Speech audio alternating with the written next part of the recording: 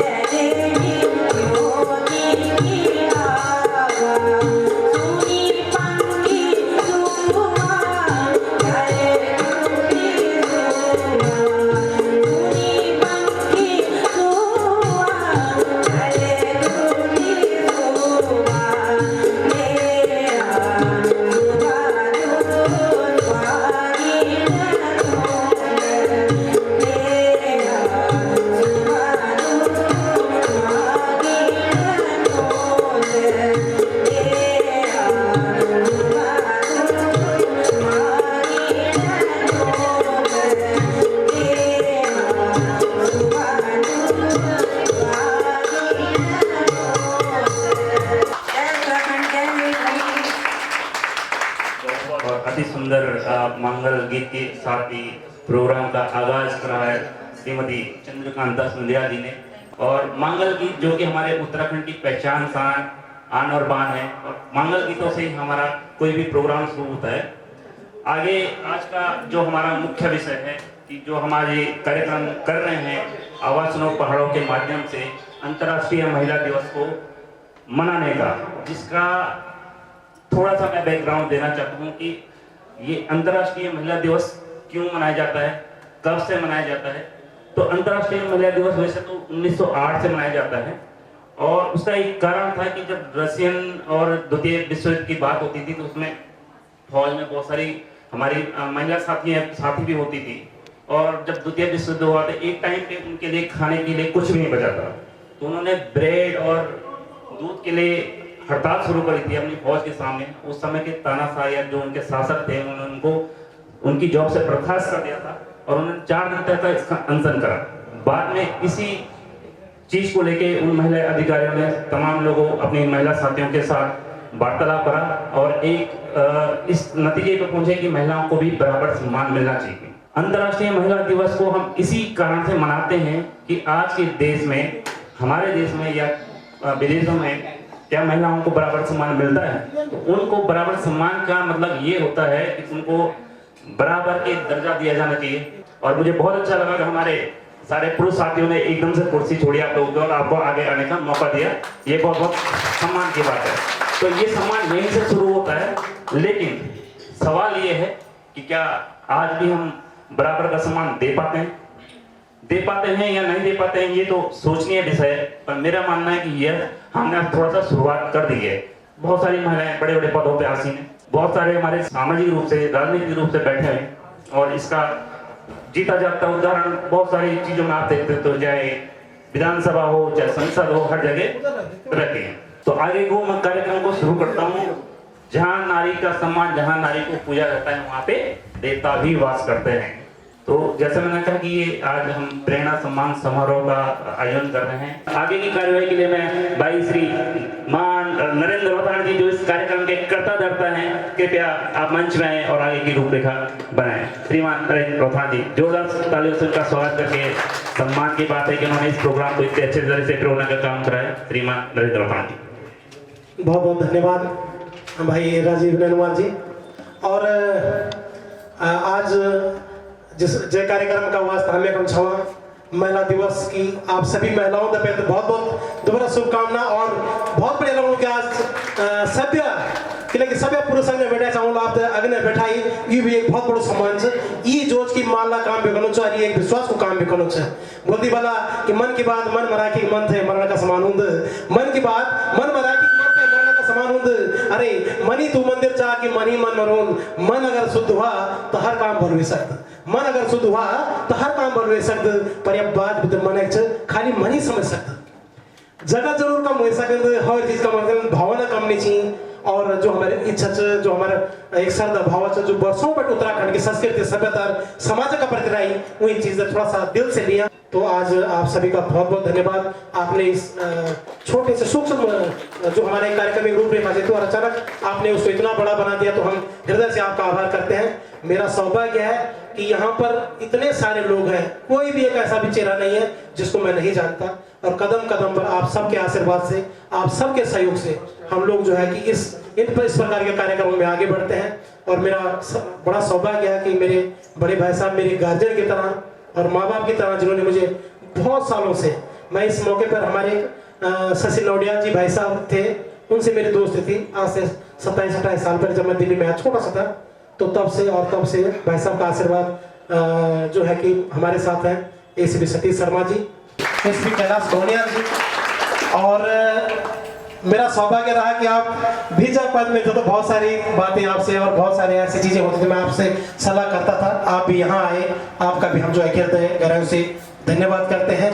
और आज हमारे मैं शब्द नहीं है मेरे पास, लेकिन जैसा एक साथ मिल रहा है हमारे विनोदानंद, आप आगे आ जाए थोड़ा सा एक बार। आप बहुत बड़ा काम कर रहे हैं और बड़ी बड़ी कंपनियों को मैन पावर आप दे रहे हैं, बड़े बड़े उन्होंने जो है कि आपने हजारों लोगों को रोजगार दे रखा है, तो ये सौभाग्य है। तो सबसे पहले मैं चाहता हूं कि माल्यार्पण का एक थोड़ा सा जो विधान है उसको निभाएंगे। तो कुनिया जी से मैं निवेदन है, आप भी आगे हैं, निवेदन है अंशा भजौलिया से कि हमारे बड़े भाई साहब एसीपी सतीश शर्मा जी का माल्यार्पण करें। और इस सौभाग्य हमारा मैं देवी सिंह बिरजी से निवेदन करूँ, जरा आप आगे हैं और हमारे बड़े भाई साहब कैलाश गोनिया जी माल्यार्पण करके स्वागत करें। आत्या भटजी से मैं निवेदन करूँगा चौहान जी का स्वागत करें। और भंडारी से निवेदन है कि हमारे विनोदानंद जी का स्वागत करें।